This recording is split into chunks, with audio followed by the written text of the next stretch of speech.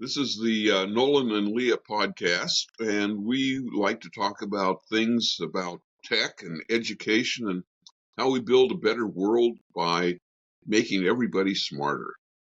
Leah? Love, love that. And why don't we today talk a little bit about the overall mission, like why we're doing this? Because I think that's, we know why we're doing it, but I'm not sure the folks listening to us know. I think I have 8 kids, and I've discovered that gamification is really important to my kids.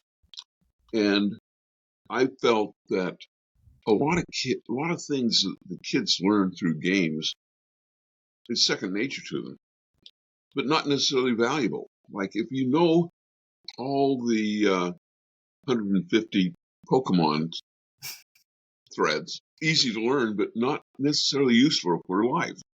And so why don't we have it the other way? And my kids playing Civilization and some of the early kind of historical games, very impactful. And so I really believe in gamification. And now we've got this wonderful new tool, AI. And AI is I think going to be even a bigger game changer in teaching kids not just STEM subjects but life subjects. And I think that there can even be a little bit of what I'd call amateur psychology with AI. Some kids are going through some problems, and I think having a synthetic friend, no, not the magical friend that you go to bed with every night. Some kids, little kids, have synthetic friends, but I think a believable educational construct could be very valuable. I agree. I think there are concerns about AI that are legitimate. I think we need to look at how to keep some guardrails on, especially where children are concerned. But I think that the benefits far outweigh the negatives, especially as this evolves as an opportunity, as a platform for students to use.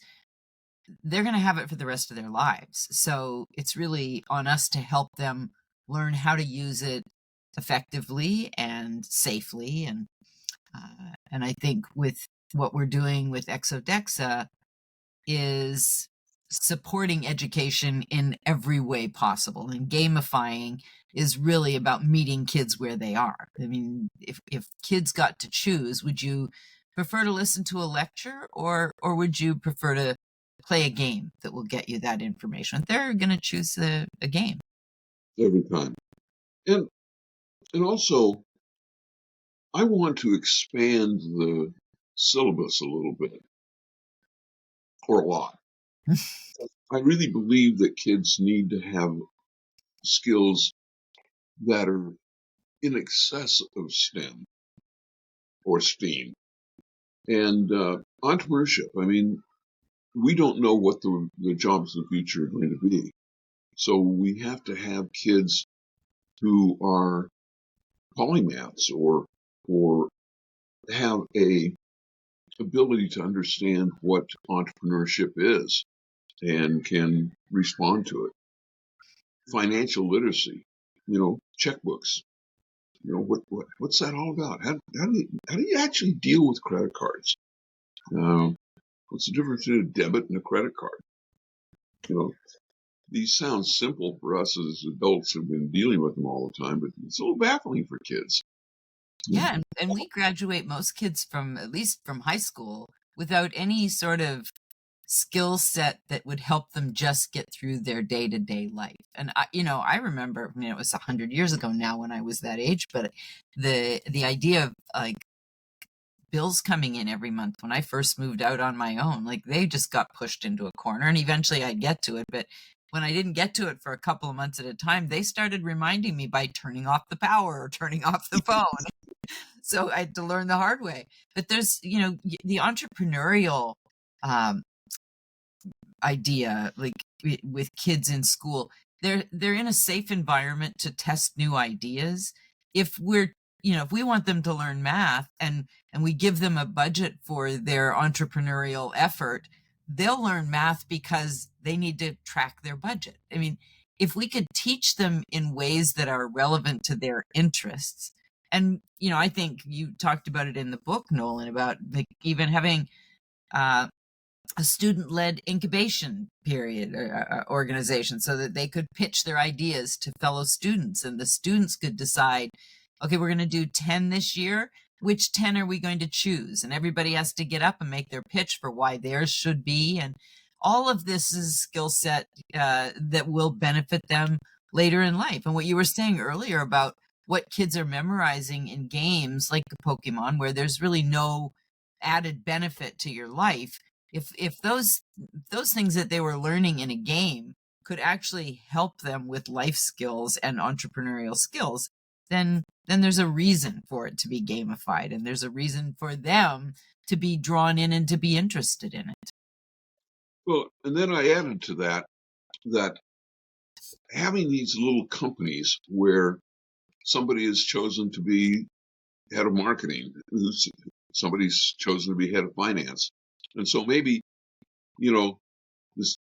there's a CEO, but then you have the support people, and every one of those roles is a learning experience, hands-on, and